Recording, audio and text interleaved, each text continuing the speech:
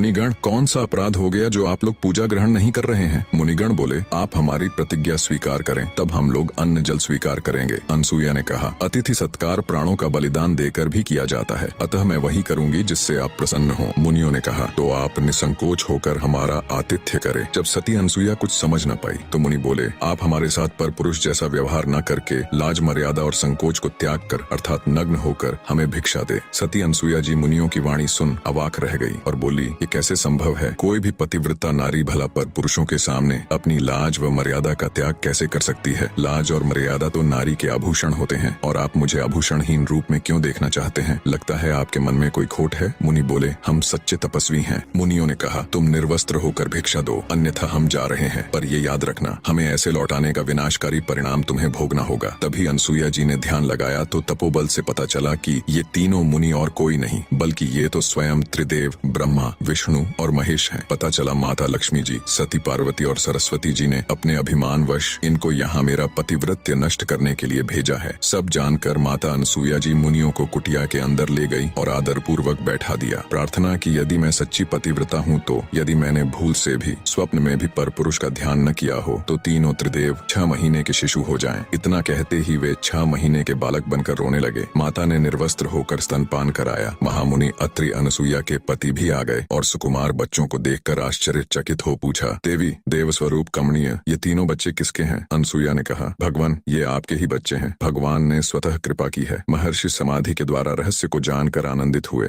तीनों देव अब छोटे बच्चों के रूप में माँ की गोद में खेलते और माँ से क्रीड़ाएं करते थे। दिन बीते, मास बीता, वर्ष बीता। तीनों देवियां घबरा गईं कि पतिदेव कहाँ चले गए। उन्हें इतना समय तो नहीं लगना चाहिए था। वे घर से निकल पड़ी और मंदाकिनी के तट पर पहुंच गई। इस बीच नारायण नारायण की ध्वनि के साथ नारद उपस्थित हो गए।